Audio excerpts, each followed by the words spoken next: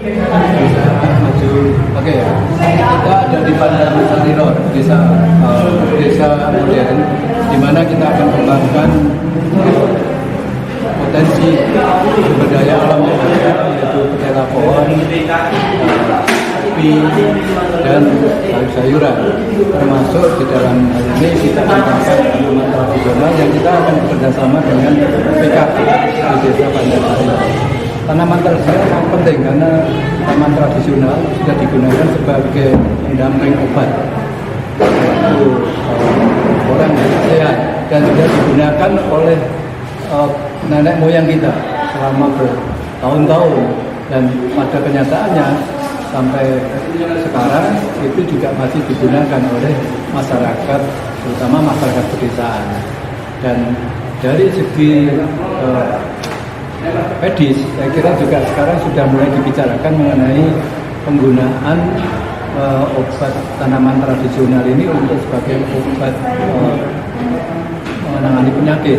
Hanya saat di situ disebutkan mengenai berapa dosis atau berapa besarnya obat yang harus diberikan kepada orang yang sakit. Tapi saya kira untuk pencegahan sudah mulai dulu digunakan untuk pencegahan. Yang ironis lagi sebetulnya, kita sekarang sudah ditemukan suatu kombinasi obat tanaman tradisional untuk meningkatkan imunisasi. Nah, hal ini kalau misalkan ditemukan pada waktu COVID kemarin, maka kita bisa mengurangi jumlah korban COVID ya. Dan sesuai dengan prediksi daripada pemerintah sendiri atau dari beberapa ahli dari UI, maka kita harus sudah siap-siap lagi untuk bisa menghadapi kalau misalkan ada pandemi berikutnya. Intinya sebenarnya pandemi COVID itu kan dari ketahanan tubuh atau imunisasi. Banyak beberapa obat tanaman tradisional itu yang bisa dipakai untuk meningkatkan imunisasi. Jadi sebenarnya obatnya bisa disajikan dari tanaman tradisional. Nah, pada kesempatan ini kita mengajak seluruh masyarakat di desa untuk bisa bergerak memberdayakan penggunaan tanaman obat tradisional ini, dan sekaligus membudidayakan tanaman tradisional ini yang sebenarnya adalah beberapa empon-empon ya, beberapa juga tidak hanya empon-empon ya, seperti tanam daun bidara itu saya kira juga bisa dipakai untuk pengobatan penyakit tertentu. Ya, jadi ini kita sampaikan supaya mereka bisa lebih menggiatkan atau lebih memanfaatkan ini.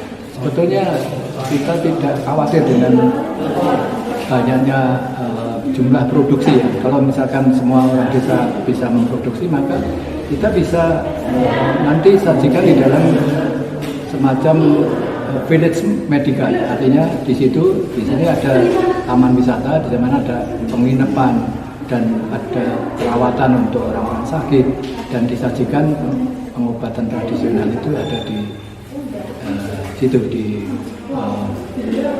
cottage atau apa itu, sehingga tadi saya sampaikan kita bisa mengurangi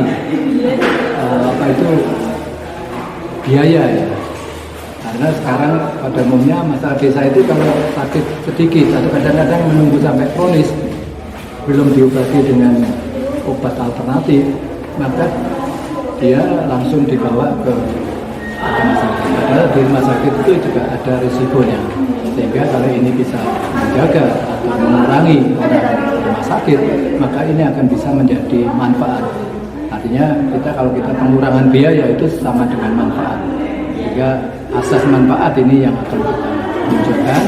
Kalau sudah menjadi pola hidup, maka kelebihan produksi kita bisa buat dalam industri rumah tangga, atau mungkin kalau bisa industri atau farmasi ya, industri yang mempunyai paten dan sebagainya. Dan ini berarti membutuhkan penelitian dan juga membutuhkan bersamaan kita di dalam meningkatkan tanaman tradisional ini di desa.